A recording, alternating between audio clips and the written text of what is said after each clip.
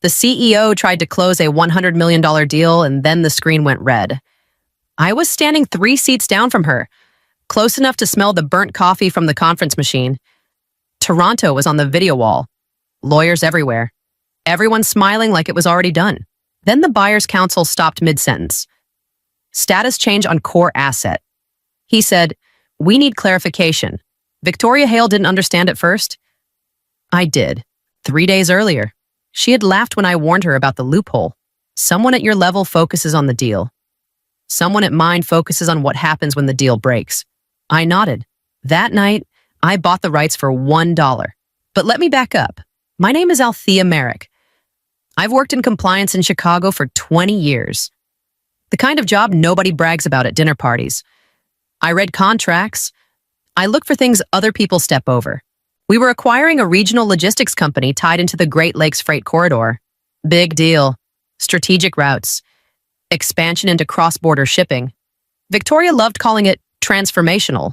6 months earlier, she cut our internal legal audit budget, said we were over-lawyering. I remember that phrase. I remember the CFO nodding like it was clever. 3 days before closing, I ran a continuity check on the core routing algorithm. Habit. The filing that keeps the intellectual property active during transfer hadn't been finalized. It wasn't dramatic. Just a missing confirmation in the Federal Registry. I went to Victoria privately first. She invited the CFO and outside counsel in halfway through. That's when it turned into theater. "We are not pausing a $100 million transaction over a clerical technicality," she said. Then she added, smiling. "And frankly, someone at your level wouldn't understand cross-border structuring. You ever feel a room shift like that? It gets quiet." But not respectful. I didn't argue. I asked for written confirmation that we were proceeding without renewal. She gave it. At 11:48 that night, I sent a recap email and copied external counsel. Then I reopened the original continuity agreement from 2012. That's when I found the clause nobody remembered anymore. I pulled the 2012 continuity agreement from archive storage like I was digging up something I wasn't supposed to touch. Back then, the company almost folded. Banks circling, vendors unpaid. The board panicked and built in safeguards around the core routing algorithm. I remember because I was the junior compliance analyst stuck reviewing footnotes while everyone else ran damage control. Buried in Section 9 was the line nobody talks about anymore. Section 9 of the 2012 bylaws wasn't a suggestion. It was a statutory mandate. As the registered custodian, I held a fiduciary duty to the asset itself, independent of the CEO's directives. The $1 activation wasn't a loophole. It was a legal kill switch designed to protect shareholders from administrative negligence. In the eyes of the Federal Registry, I wasn't just an employee, I was the legal gatekeeper of that code. Althea Merrick. Authorized custodian. I just stared at it for a minute. This wasn't a clerical fluke. It was a statutory mandate. Section 9 of the 2012 bylaws was a legal kill switch designed to protect the company's core assets from administrative negligence. As the registered custodian, I held a fiduciary duty to the asset itself, independent of Victoria's directives. In the eyes of the Federal Registry, I wasn't just an employee, I was the legal gatekeeper of that code. I called my attorney, Graham Adler. I've worked with him on boring audit disputes. Nothing like this. If I activate it, am I stealing? I asked. You're not stealing, he replied. You're triggering a compliance safeguard. And my job, they'll argue breach of fiduciary duty. They'll say you acted against corporate interest. I didn't. They'll still say it. That sat heavy. Then I opened an internal memo I probably wasn't meant to see. Victoria's restructuring plan post-acquisition. Phase 2, spin off the routing algorithm into a separate holding entity. Phase 3, workforce optimization. 200 engineering roles flagged for reduction. I called Graham back. They're planning to strip the asset. I told him. He paused. If that's true, activating the hold isn't sabotage. It's preservation. Preservation. That word hit different. I wasn't trying to embarrass Victoria. I wasn't trying to win an argument. I was looking at a company about to transfer its most valuable asset without finishing the paperwork and then possibly gut the people who built it. I swear. I almost closed the file and let it go. Almost. Then I opened the federal portal login screen. It was 4 in the morning when I logged into the federal registry portal. The lake was black outside my apartment window. Wind pushing against the glass, my laptop humming like it knew this wasn't routine. I had the filing form open. Protective temporary hold. Registered custodian activation. $1. My finger hovered over the submit button longer than I want to admit. I called Graham again. It wasn't for legal advice. It was for the anchor of another human voice before I crossed the line. If the buyer walks, he told me. Voice rough with sleep. They'll blame you.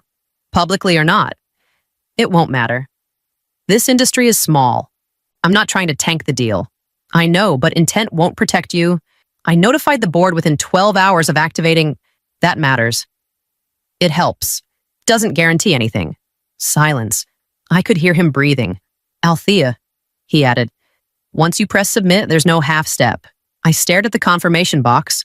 It asked if I understood that activation may delay transfer of ownership. Delay, not cancel. I understand, I muttered. I clicked. Payment processed. $1 plus administrative fee. Receipt generated. Status updated to conditional hold pending rectification. For a second, I just sat there. I drafted a formal notice to the board audit committee. No emotion. Just timeline. Documentation. Registry confirmation. Sent it before dawn. I did not see Victoria. By 8:30, I was in the office like always. Same desk, same badge, same coffee that tastes like burnt cardboard. Nobody looked at me differently. Nobody knew. I opened my inbox and waited. It would not take long for someone to see the change. The call came just after 10. Conference room. Full legal team. Toronto on the screen. I stood against the wall, not invited to speak.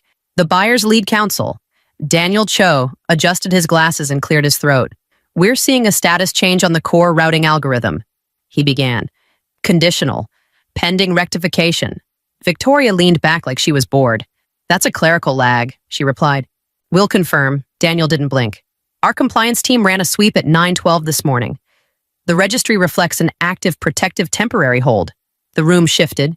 Chairs creaked. Someone stopped typing. Victoria turned to our outside counsel. Fix it. Counsel pulled up the federal portal. Typed fast. Frowned.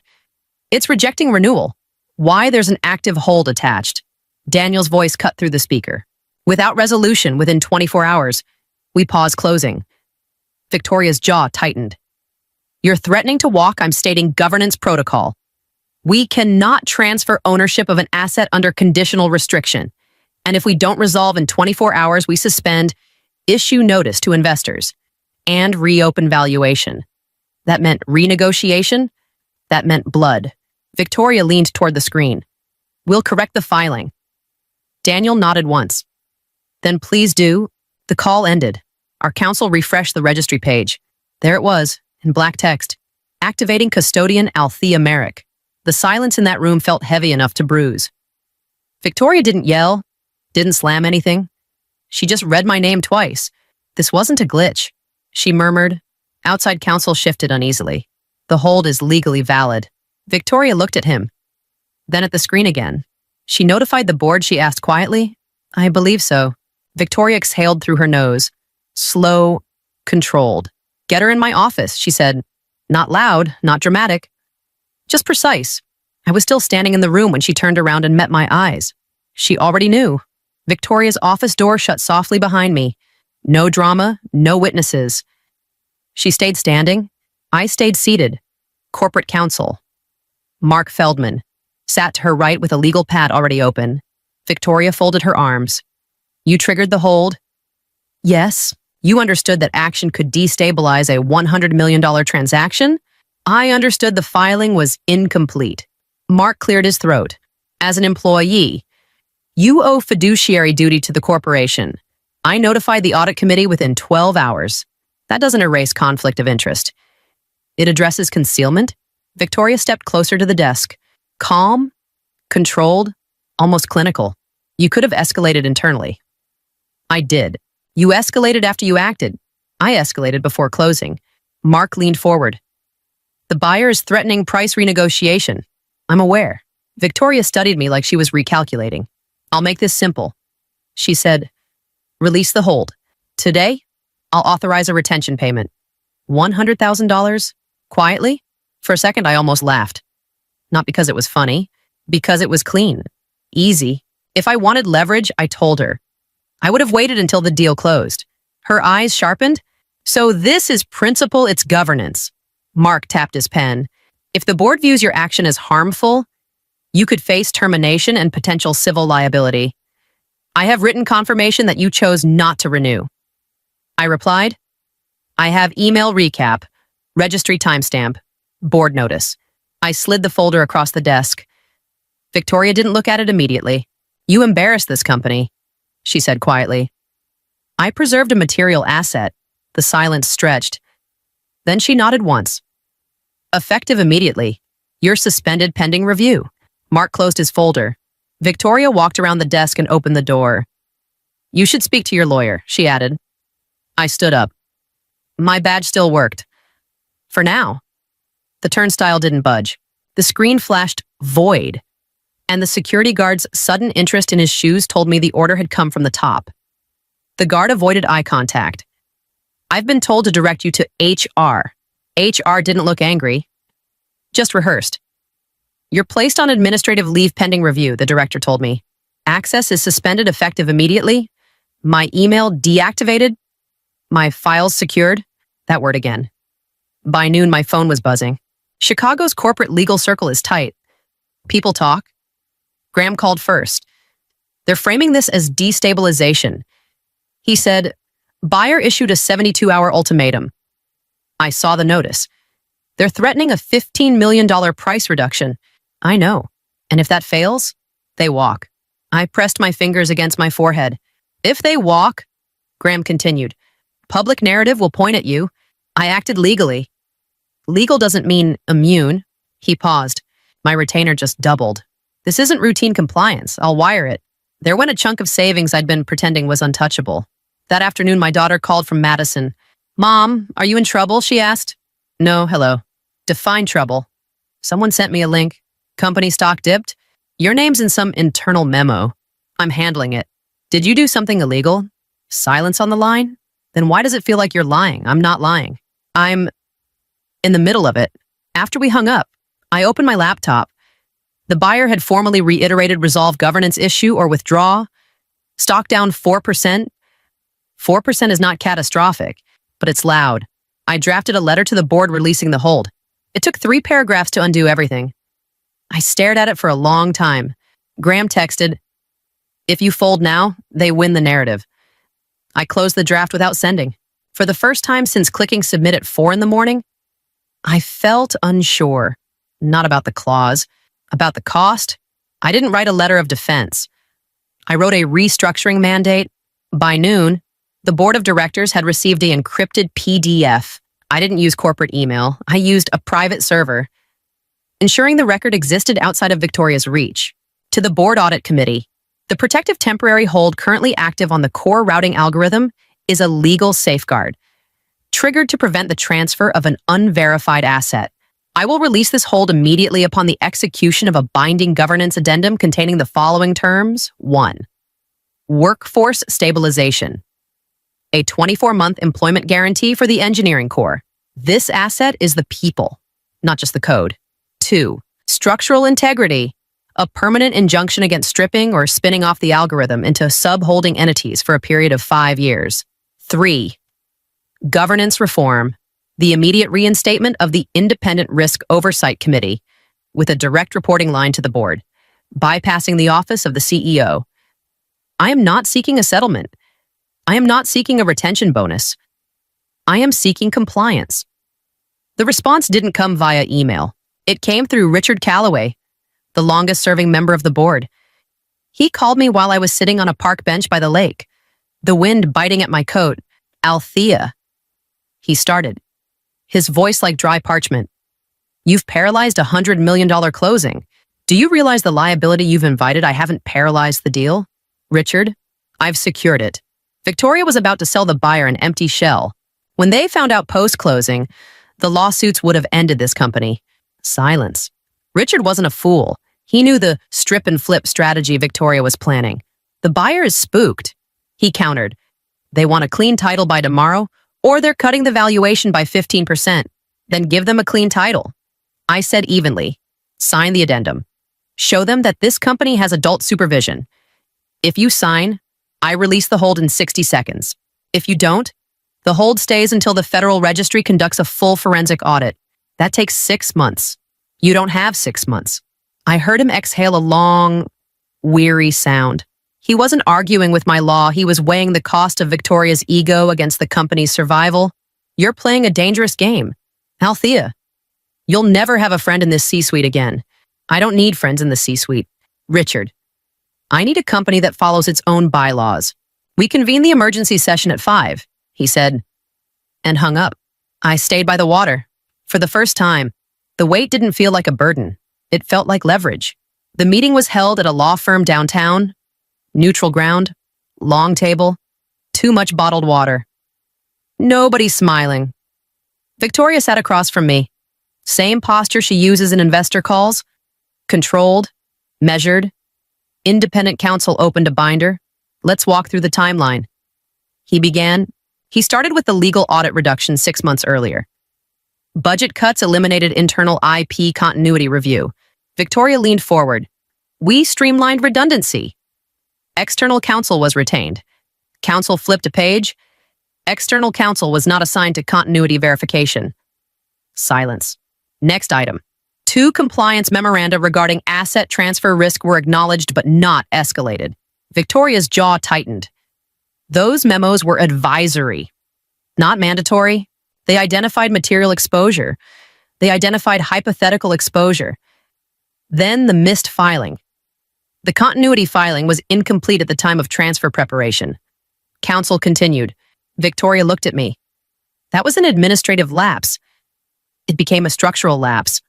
He replied evenly. The buyer's counsel joined by video. Our position remains unchanged. Daniel said, without governance remediation, we cannot proceed. Victoria exhaled slowly. You're using this as leverage. We're using it as protection. The room felt smaller. Then counsel addressed my action. Miss United, Merrick activated the protective temporary hold at 4 a.m, notified the board within 12 hours, and preserved transfer eligibility. Victoria turned to me. You destabilized a $100 million transaction. I preserved a $100 million asset. One board member, Richard Calloway, leaned back. Althea, why not escalate before activating? I escalated 3 days earlier. I received written confirmation that renewal would not occur. Counsel slid copies across the table. Victoria didn't touch them. She acted unilaterally. Victoria said, I acted under a safeguard created after near bankruptcy. I replied, registered custodian authority. Documented. Counsel continued. Audit further reveals 2 prior compliance warnings dismissed without board review. Victoria's head lifted. We cannot paralyze growth because risk officers fear exposure. Richard answered her this time. We cannot grow by ignoring exposure. Silence again. Heavy. Victoria tried once more. Investor pressure required margin expansion. Timing mattered. And governance matters more, Richard said quietly. Then they turned to me. I didn't have a speech prepared. I used a $1 federal safeguard to fulfill a duty that this board's budget cuts failed to protect. No one interrupted. The vote wasn't loud, just raised hands. Victoria was placed on administrative leave pending governance investigation. No shouting, no dramatic exit. She gathered her folder slowly, stood up, and walked out without looking at me. The buyer's counsel waited on screen. We'll await revised governance structure, Daniel said. The meeting adjourned. The deal wasn't saved yet, but it wasn't dead either. The revised governance package landed in my inbox at 9:14 in the morning. Independent Risk Oversight Committee reinstated. Reporting line separate from the Chief Executive Officer. External governance audit within 6 months. 200 engineers guaranteed employment for 24 months. No algorithm separation without full board approval. Richard called 10 minutes later. These are binding amendments. He told me, effective immediately. And Victoria, I asked, she's out pending investigation. That wasn't triumph. It sounded like cleanup. Will the buyer accept? I pressed. We've shared the draft. A pause. They've indicated conditional approval. Conditional? That word again. By noon, Daniel from Toronto joined a follow-up call. Our board reviewed the remediation plan. He began. The buyer realized that without the 200 engineers and the algorithm's integrity, they were buying a dead asset. My conditions didn't hurt the deal. They guaranteed the ROI. They dropped the price cut demand the moment the board signed the addendum. It will be, I answered. You understand this delay costs both sides credibility. I understand. I said, that's why it won't happen again. He studied me through the screen. We prefer stability. He added, so do I. After the call, I logged into the Federal Registry. Protective temporary hold active. I entered the release code. Confirmation box appeared. Releasing would restore full transfer eligibility. I clicked. Payment reference $1. Status updated to cleared. I forwarded confirmation to the board and external counsel. Richard responded first. Thank you. Althea. That was it. No ceremony. Later that afternoon, the buyer issued a formal notice transaction proceeding as scheduled.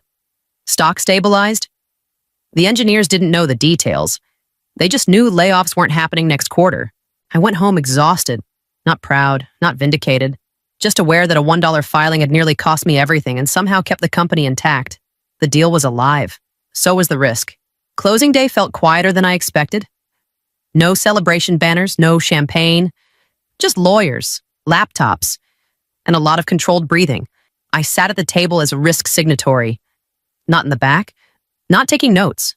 Daniel looked at me through the screen. Risk confirmation, he asked. Governance reforms executed. Independent oversight active. No outstanding continuity issues. I replied. Confirmed. He nodded once. Then we proceed. Victoria wasn't there.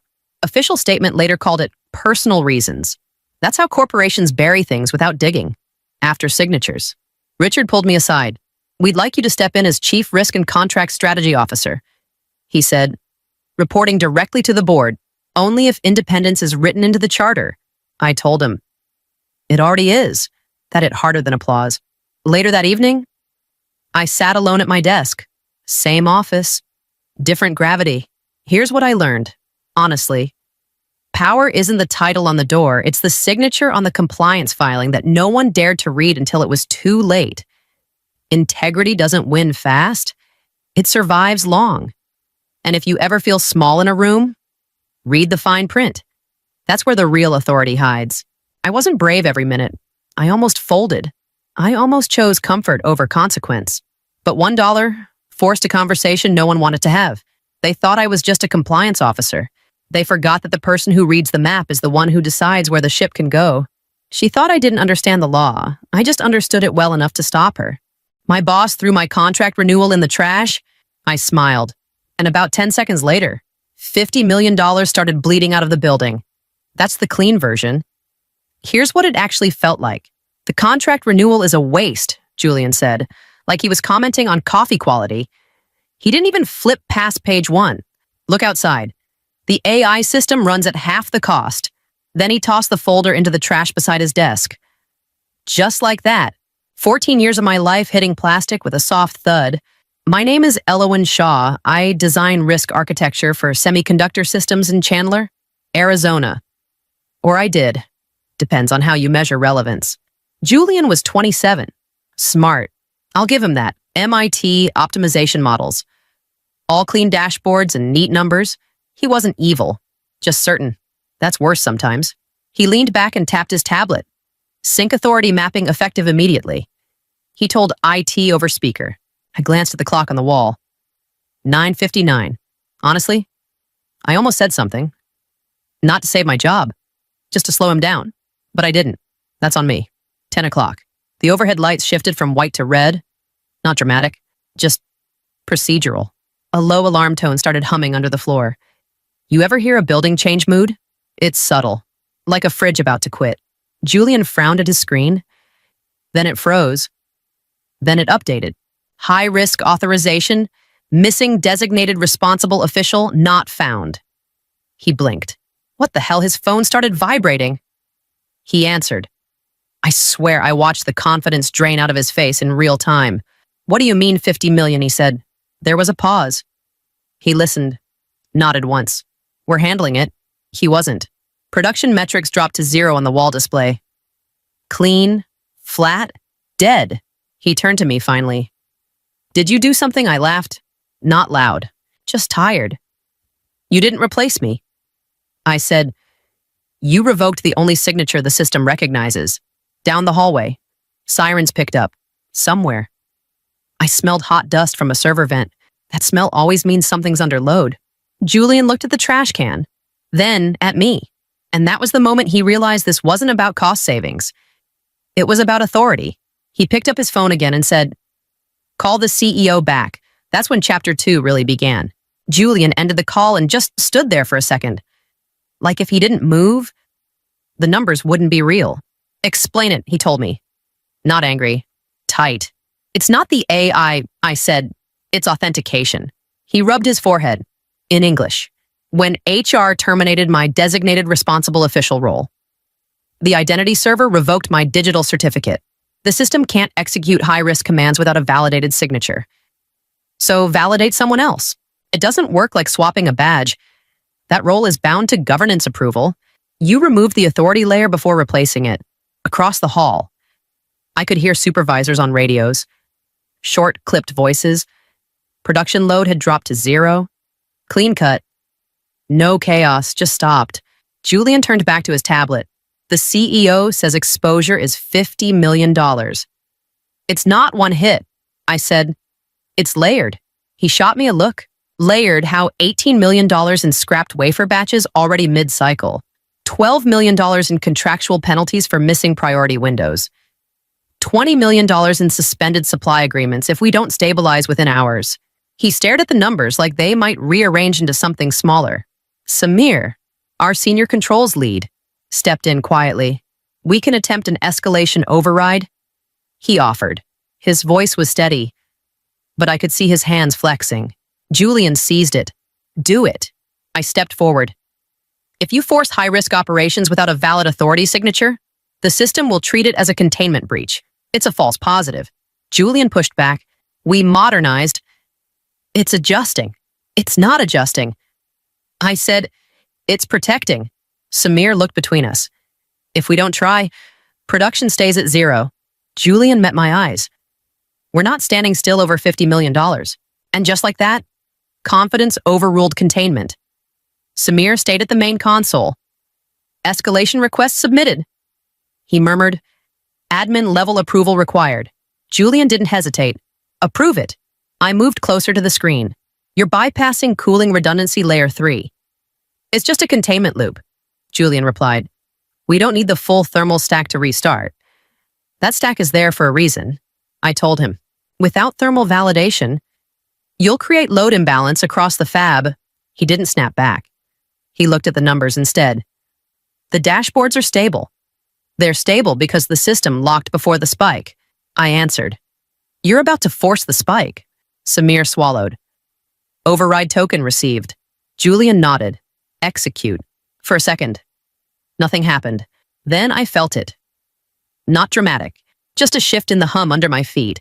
Cooling towers recalibrating out of sequence. Load bars on the display climbed unevenly. Samir leaned in. We're redistributing thermal load. Too fast, I said. Julian shot me a glance. We can't sit at 0 output. I'm not telling you to sit, I said. I'm telling you the system doesn't forget physics. He exhaled sharply. Run it. A faint vibration traveled through the floor panels. Subtle. Easy to miss if you're staring at charts. Line 4's reading higher oscillation. Samir muttered. Julian frowned. Within tolerance, I tilted my head. There it was again. A thin metallic tremor under the white noise of machinery. That's not tolerance, I said quietly. That's strain. Julian kept watching the screen, and the vibration didn't stop. The vibration got sharper, not louder, just tighter. Like metal grinding its teeth. Samir stared at the graph. Oscillations up 2%, still within tolerance. I closed my eyes for half a second. The sound wasn't in the numbers, it was in the pitch. A thin, high whine buried under the cooling fans. Line 4 spindle? I said, it's going to seize. Julian didn't look at me. That's dramatic. 8 minutes. I told him. That got his attention. Be specific. 8 minutes. I repeated. If the load stays like this, he folded his arms. Samir, log that. Samir hesitated. Log. What exactly? Julian glanced at me. Her prediction. Timestamp it. Fine.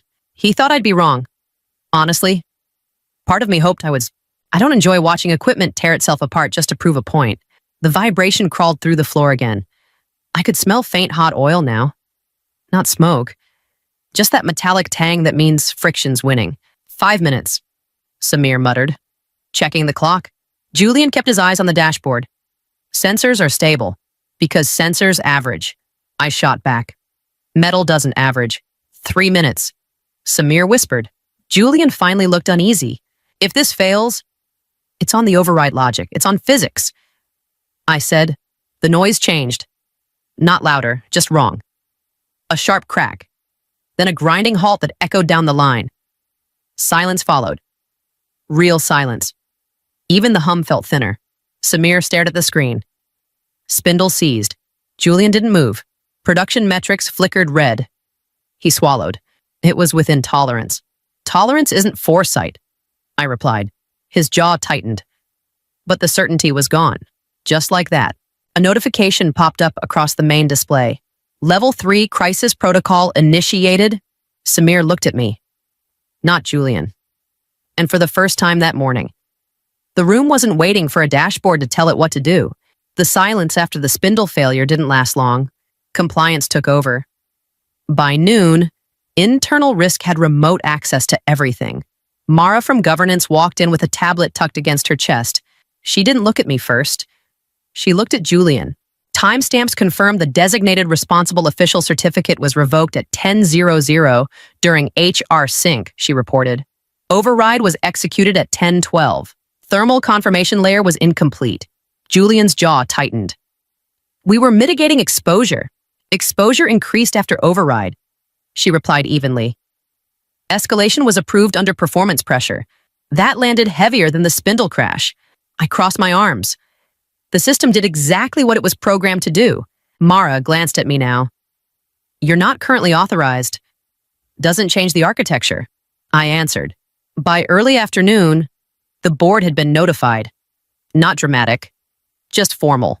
When losses reach $50 million, paperwork moves fast. Julian turned toward me. You're not getting reinstated. I didn't ask. He exhaled. They want you in Phoenix. As independent architecture consultant. So, not employee, not authority, just necessary. I went back to my office and pulled the old binders from the cabinet. Authority flow diagrams, escalation trees, cooling interdependency maps I drafted almost a decade ago. Samir hovered in the doorway. You were right. That's not the win you think it is, I told him. He shifted. What happens at the board? They'll decide whether this was a technology failure, I said, sliding the documents into my bag, or a governance one. He nodded slowly. On my way out, I walked past the server corridor. The air smelled faintly metallic, like overheated circuitry settling back down. This isn't about automation. I muttered to myself. It's about stewardship, and stewardship was about to be audited.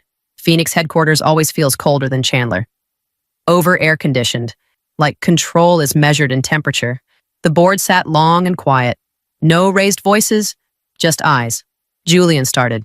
Our modernization reduced operational costs by 12% in the first quarter, he explained, flipping through slides. The AI system optimized energy distribution and labor allocation. Numbers, clean, confident. One of the board members, Patricia Lane, nodded slowly. And yet we're discussing $50 million in exposure. Julian's jaw tightened. Containment escalated unnecessarily. That's when they turned to me. I opened the folder I'd pulled from storage that morning. Old diagrams. My handwriting on the margins. This is the authority flow diagram, I began. Every high-risk command passes through a validated, designated responsible official. When my certificate was revoked, the chain broke. Patricia leaned forward. You're saying governance, not automation, triggered containment. Yes, Julian cut in. The system overreacted. It reacted exactly as designed, I replied. Escalation logic tree is layered for that reason. I flipped to the next page. This is the cooling interdependency network. When redundancy layer 3 is bypassed, load shifts here. I tapped the diagram. Which node validates risk signature during that shift silence? Julian looked at the screen, then at the printed map. He hesitated. The primary thermal controller? No, I answered calmly. The validation node sits upstream. It requires dual confirmation before load transfer. Patricia turned to him. Did we have that confirmation? Julian didn't respond right away. It was assumed stable, he finally said.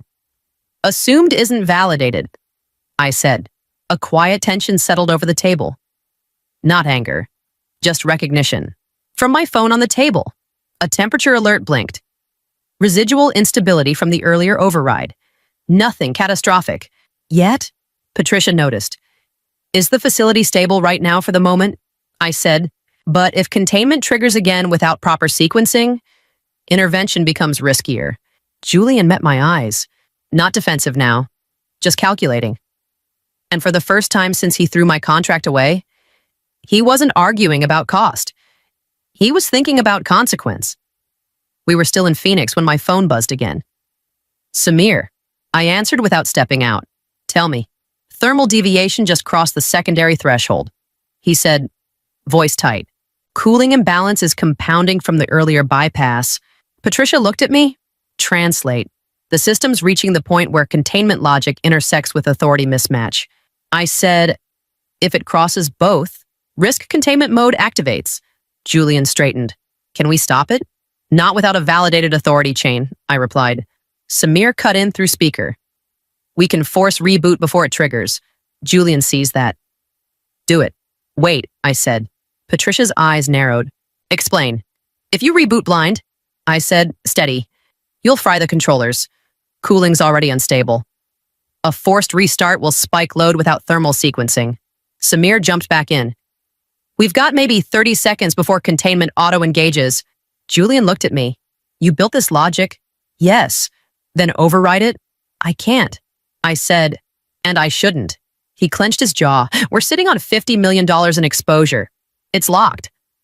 I said, forcing this makes it worse. Samir counted quietly. 20 seconds. Patricia leaned forward. What does containment do? Controlled shutdown. I answered. Power down non-essential operations. Preserve hardware integrity. Protect the fab. Julian's voice dropped. That means production stays at 0. For now, I said, 10 seconds. Samir warned. Julian looked like he wanted to fight it. Fight physics. Fight math. Fight me. Instead, he exhaled. Stand down on the reboot. Silence. Then Samir's voice again. Containment mode engaged. Through the phone. I could hear it, the hum thinning. Machine stepping down in sequence. No explosion. No chaos. Just a facility choosing survival over pride. Samir came back on. Full controlled shutdown complete. Patricia folded her hands. So this is protection. Yes, I said. Julian didn't look at me. Exposure confirmed at $50 million. No one argued with that number anymore. The system had done exactly what it was built to do. And now the blame had nowhere else to go. The boardroom didn't feel dramatic, just quiet in a heavy way. Like everyone already knew the number before Julian opened his mouth. He stood at the end of the table, remote in hand. Total exposure stands at $50 million. He began, 18 million in scrapped production, 12 million in contractual penalties, 20 million in suspended priority supply. No one reacted. That was worse. Robert Klein from the risk committee leaned back. Root cause. Julian paused. Just a second. Containment escalation triggered due to authority revocation and thermal instability. Patricia turned to me. Your assessment, I didn't soften it. I didn't fail. Governance did. Julian didn't interrupt this time. I slid the architecture diagrams forward. We removed the designated responsible official without replacing the authority chain. Then we overrode cooling safeguards under pressure. Robert frowned. So automation isn't the problem. No, I replied. Unbalanced decision-making is. Julian cleared his throat. We were optimizing cost structure and ignored consequence structure. I said, the supply partners didn't trigger the penalty clauses. Why? Because the crisis protocol logs proved we chose a controlled shutdown over a catastrophic failure. My signature on those logs converted a negligence claim into a documented safety event. I saved the insurance coverage. And that's why the board didn't fire me. The room shifted. Not loud. Just attention recalibrating. Patricia tapped her pen. Your proposal. Mandatory human-in-the-loop validation for all high-risk commands. I answered. Dual authority signatures before cooling bypass. Reinforced mechanical oversight, integrated with analytics. Julian stared at the table. That slows decision speed. It increases survival speed. I countered. Robert nodded slowly. What about leadership? Patricia looked directly at Julian. Your response. He exhaled. No defensiveness left. I optimized for cost. He admitted. Not for consequence. That honesty cost him something. The vote happened without ceremony. Julian reassigned to data strategy. Authority model restructured.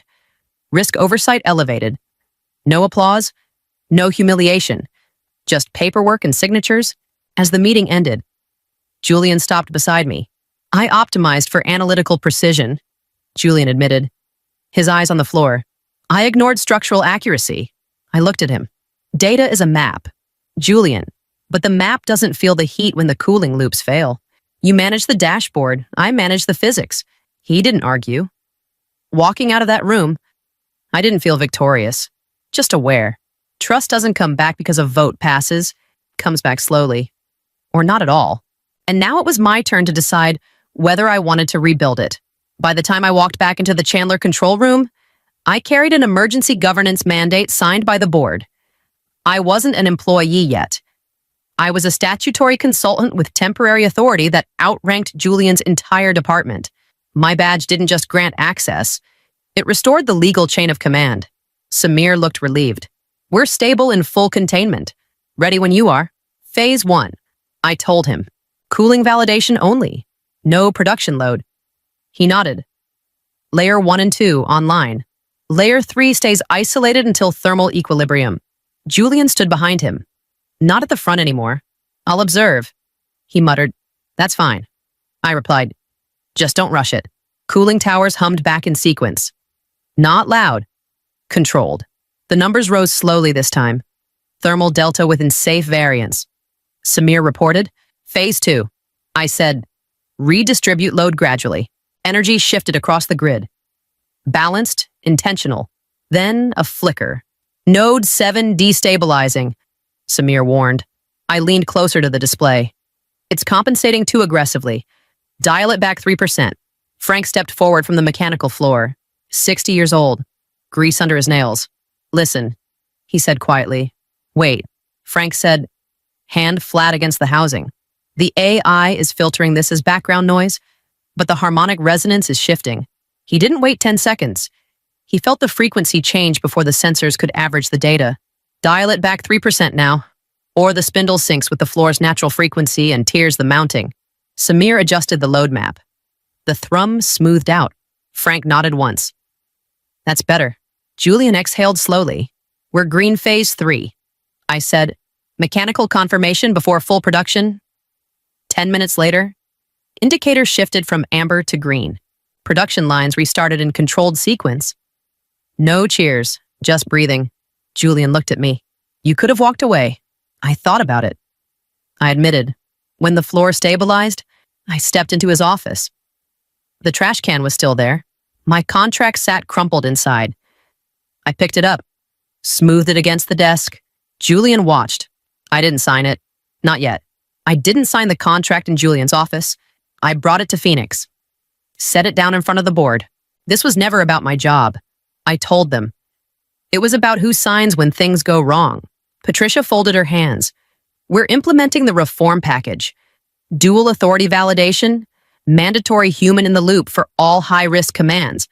Put it in writing, I said. It will be, she replied. Julian sat at the far end of the table. No defensiveness left, just quieter. I'll transition to data strategy, he said. I'll stay out of operational override. That's not punishment. I told him. That's alignment. He nodded once. I learned the expensive way. $50 million is a hard teacher. Back in Chandler, the floor felt different. Not lighter, just more deliberate. Frank stood with two younger engineers, tapping the side of a housing panel. Hear that he told them. Machines talk before they break. I walked past Julian's new workstation. He didn't avoid my eyes this time. I was wrong about replacement. He said, "You weren't wrong about efficiency." I answered, "You just forgot responsibility. That's the part nobody automates. People think automation is about removing human error. They're wrong. It's about moving human responsibility to a higher level." I didn't keep the contract unsigned out of pride. I kept it as a reminder a system is only as strong as the person willing to own its failures. AI stayed. So did we. We didn't go backward. We adjusted, and I kept the contract unsigned for one more day. Not out of pride, just to make sure the system remembered who was accountable. 2 hours after security blocked me at the country club, my face was on the screen inside. The CEO had just told everyone I was mistaken about my membership card. The vice president smirked. Then the new owner's announcement appeared with my photo, and they stopped laughing. But that part came later. That morning started with me sitting in my car outside Queensbridge Country Club in Charlotte, staring at the iron gates like they owed me something. My name is Delaney Rowe Whitaker. I'm 44 years old. And yeah, I knew my membership was suspended before I even drove up. I went anyway. The guard scanned my card. The little machine beeped. Sharp and ugly. Membership suspended. Executive sponsorship not renewed. He shifted his weight. Didn't look at me. Then Harrison Klein walked out of the clubhouse like he'd been waiting for this exact moment. Navy blazer. That tight smile he uses when he's about to sound reasonable and ruin your week. Security. He said, calm as anything. She's mistaken about her membership card. Grant Ellis stood behind him, arms crossed, smirking. I swear he actually enjoyed it. Harrison added, louder now so the early board members could hear. This is an executive-level ownership meeting. She's not on the approved list.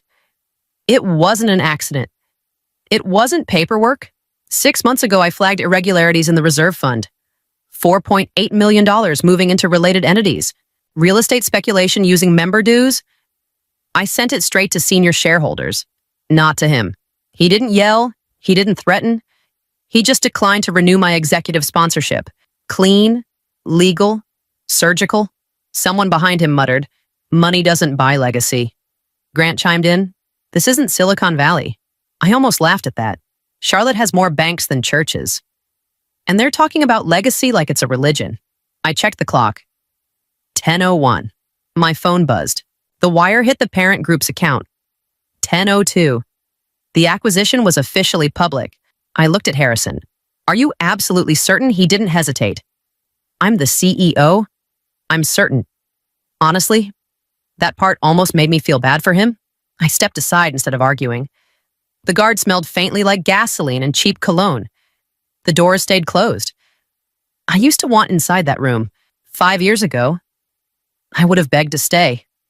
Now I was just waiting for the meeting to start. 6 months ago, I was still inside. Not as a member, not really. I was brought in as a systems consultant when Queensbridge decided it needed modern infrastructure. That was Harrison's phrase. He liked borrowing tech language when it made him sound forward-thinking. I was reviewing reserve fund transfers late one night. Numbers started not lining up. $4.8 million allocated to limited liability companies tied to board relatives. Emergency reserves shifted into speculative real estate. A membership fee increase passed without proper quorum. Sloppy, but wrapped in formal minutes. I walked into Harrison's office the next morning. There are irregularities. I told him. These transfers need explanation. He didn't raise his voice. That's not his style. You're overstepping, he replied. You're a contractor. It's member money. It's board discretion.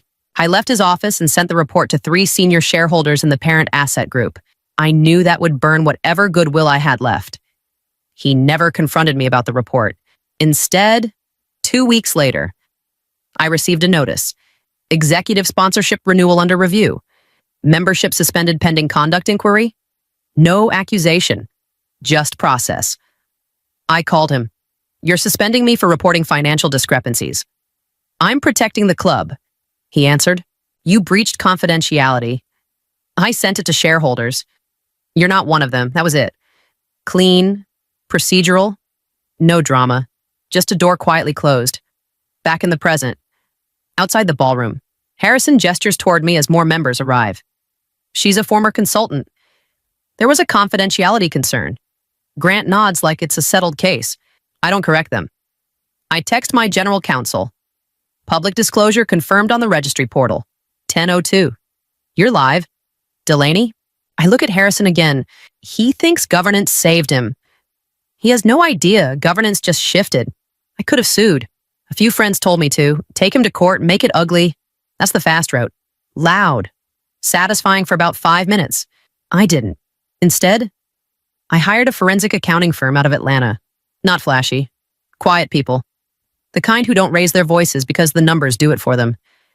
I brought in independent compliance counsel too, and an acquisition advisor who'd handled distressed assets before. If Harrison wanted to play procedure, fine. I'd play structure. Thomas Brennan came to see me one afternoon. Operations director, mid-50s, always smells faintly like burnt coffee and printer toner. We met in a bland conference room downtown. No windows. He slid a folder across the table. I didn't sign off on these. He told me. Inside were ledger copies, transfers tied to those limited liability companies, reserve reallocation approvals that didn't match meeting minutes. Why are you giving me this? I asked. I'm not giving you anything, he replied. I'm clarifying what I didn't authorize. That was his line. Careful. Neutral. He wasn't betraying Harrison. He was protecting himself. Queensbridge wasn't owned by members. It belonged to an aging asset management group that hadn't adapted in years. Revenues down, debt creeping up. They needed liquidity. I met privately with 3 controlling shareholders. No drama, just numbers. I can acquire through my private equity arm. I told them. Aegis Meridian Capital Partners, structured buyout, $55 million, clean transfer. One of them leaned back. And what's your play here, turnaround? Governance reform, stabilize valuation. They voted 2/3 in favor of strategic sale exploration. Harrison knew a buyer existed. He knew the firm name, Aegis Meridian Capital. He didn't know I was the managing partner behind the special purpose vehicle. The non-disclosure agreement locked that down until filing. I personally guaranteed $8 million in bridge capital during escrow. If this collapsed, my name would take the hit first. Outside the ballroom now, I watch Harrison laughing with Grant through the glass. He thinks capital always needs continuity. He doesn't realize capital already replaced it. From outside the ballroom doors, I can hear Harrison's voice through the glass. Smooth, confident. He's in his element now. Thomas finally nods at security and lets me step just inside the back wall. Not front row. Not yet. Just enough to hear clearly. Harrison stands at the podium beneath the Queensbridge crest. After careful consideration, he begins. Queensbridge has been acquired for $55 million by Aegis Meridian Capital. Polite applause rolls through the room. Controlled. Measured. Grant relaxes beside the screen, shoulders dropping like he just avoided a car accident. Harrison continues. This partnership ensures continuity, stability, respect for tradition. Translation, nothing changes. The first slide appears, Aegis Meridian Capital. My firm's logo fills the screen. Clean. Minimal. Harrison pauses half a beat. He recognizes the name. Everyone in Charlotte does at this point. Cybersecurity contracts, banking clients, federal work. He recovers fast. We're excited to welcome this forward-looking investment group. Forward-looking. I almost laugh. The second slide is supposed to follow. It doesn't. 3 long seconds pass. The projector hums. Someone coughs.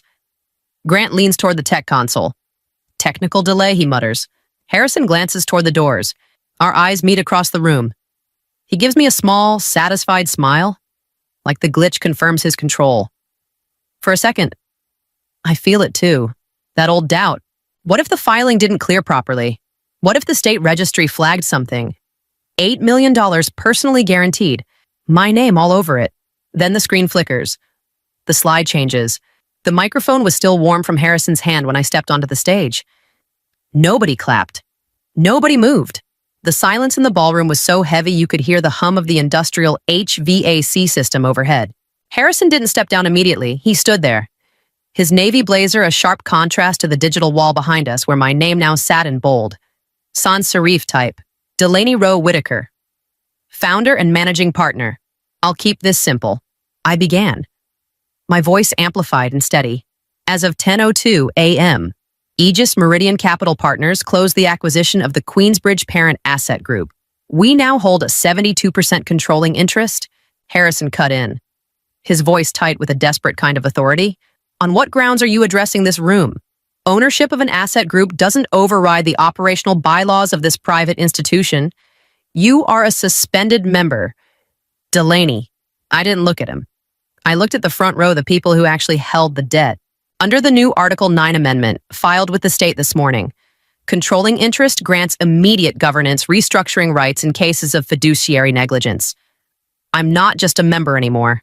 Harrison, I am the fiduciary oversight. Grant stepped forward from the tech console, his smirk long gone. You can't just walk in here and dismantle 12 years of leadership based on a grudge. I'm not dismantling anything, I told him, clicking the remote in my hand. I'm auditing it. A new slide appeared. It wasn't a logo this time. It was a forensic heat map of the reserve fund during the 90-day due diligence period. Independent auditors identified material governance irregularities. I continued. Specifically, $4.8 million in emergency reserves diverted into speculative real estate LLCs. These entities share registered agents with firms owned by sitting board relatives. This isn't a procedural disagreement. It's a self-dealing kickback scheme disguised as asset exposure. Harrison stiffened, his face turning a mottled shade of red. I was protecting the club's legacy. Those investments were designed to ensure our long-term valuation in a shifting market. Legacy isn't a shield for a $4 million hole in the capital reserve, I replied, and valuation doesn't survive a Department of Revenue audit, which is exactly what happens if these related party transactions aren't corrected by the next fiscal quarter. I turned to Thomas Brennan, who stood by the side door with a leather portfolio. Thomas stepped forward, his neutral expression finally breaking into something resembling relief. The resolution has been signed by the majority shareholders, effective immediately. The office of the CEO is vacated. Mr. Klein is placed on administrative leave pending a formal independent investigation. All system credentials and physical access are hereby revoked. The room reacted not with a roar, but with the quiet, frantic whispering of people realizing the ship had already sailed. Power doesn't always exit with a bang. Sometimes, it just drains out of the room like a receding tide. Harrison looked at the senior board members. Caldwell, Reese, Margaret. He searched for a lifeline, a nod, a single voice to cry, objection, but they stayed silent. They weren't defending me, but they weren't going down with him either. In Charlotte, loyalty ends exactly where financial liability begins. This is a coup, Harrison hissed, leaning toward the mic one last time. No, I said, stepping into his space. It's a foreclosure. You treated this club like your private kingdom. Harrison, you forgot that in a kingdom. You eventually run out of other people's money. I didn't gloat as he walked off the stage. I didn't need to. The digital fingerprints on those ledgers were more permanent than any speech I could give. The reckoning wasn't dramatic. It was a cold, hard adjustment of the books, and for the first time in 5 years, the numbers finally added up. I don't raise my voice. I don't need to. Let me be clear. I begin. During due diligence, material governance irregularities were identified that require independent review. I choose every word carefully. I don't say fraud. I don't accuse him by name. Harrison exhales sharply. You're creating panic over procedural disagreements. No, I answer. I'm initiating external legal review. Grant steps in, almost desperate now. You're overreacting. I retained independent compliance counsel before closing. I tell him, that wasn't reactive. Thomas reads from the prepared notice in his hand. Effective immediately. Mr. Klein is placed on administrative leave pending investigation. Harrison turns toward him. You're going along with this? Thomas doesn't flinch. I'm following the filed resolution. I continue. A full financial transparency audit will be conducted. Governance restructuring committee will be formed within 30 days. Harrison laughs once. Dry. You're dismantling 12 years of stewardship. Stewardship requires accountability. I reply. He steps closer. I was protecting tradition. There it is again. Tradition. He clings to that word like it's a life raft. Tradition isn't a shield for misconduct. I tell him. The room is completely still. You weren't protecting Queensbridge. I add quietly. You were protecting the glass cage you built around yourself. That lands. I can feel it. Grant looks down at his hands. One of the senior members whispers something to another. Not defense. Calculation. Harrison's face tightens. You don't get to erase me. I'm not erasing you. I say, this process follows procedure, and that's worse. He knows it. Old money survives scandal if it stays quiet. But formal investigation minutes recorded. Counsel involved. Tax review flagged as procedural oversight. Reputation doesn't explode. It erodes. Harrison straightens his jacket like that's the last piece of control he has left. This isn't finished. I nod. No, it's not. The ballroom empties into smaller rooms. The real decisions never happen at the podium. We move into the board conference room. Long table. Closed doors. No applause here. 3 senior shareholders speak first. Caldwell, Reese, and Margaret Holloway. They built half of Uptown between them. Caldwell leans back. We care about stability. Reese nods. Exposure risk is unacceptable. Harrison sits stiff across from me. You're entertaining theatrics over minor allocation differences. The independent counsel clears his throat. $4.8 million in related party transactions triggers review standards. Review, Harrison repeats. Not misconduct. Margaret cuts in. Perception matters? Grant hasn't looked up once. Counsel continues. If procedural irregularities exist, tax review must be noted as a matter of compliance, not accusation. Harrison turns to them. You're choosing her over me, Caldwell answers calmly. We're choosing the institution. Silence after that. By late afternoon, the vote is recorded. Administrative leave pending investigation. No shouting. No security escort. Just formal language entered into minutes. Harrison stands slowly. You'll regret this. Margaret doesn't blink. We regret the position we're in. When he walks out, no one follows. Outside, staff whisper near the valet stand. Inside, invitations for the spring gala get quietly reconsidered. Power leaves the room before reputation does. Once the board vote is recorded, I don't leave the room. That would feel like a stunt. Instead, I move straight into reform. Queensbridge survives if it adapts, I begin. So here's what changes. Margaret folds her hands. We're listening. Automatic legacy admissions are being placed under financial audit. From now on, lineage requires a verified solvency standing and a clean governance record. A murmur ripples across the table. Caldwell frowns. That's been policy for decades. It's been risk, I reply. Grant finally looks up. You're dismantling culture? I'm reinforcing accountability. I outline the next measures. Mandatory financial transparency disclosures for executive leadership, annual independent audit summaries shared with shareholders, governance oversight rotation every 2 years. Reese nods slowly. Oversight rotation prevents consolidation. Exactly. Then I add the part I know will trigger pushback. A founder and builder fellowship program. Select admissions for entrepreneurs contributing to the region's economy. A senior member, Jonathan Price, exhales sharply.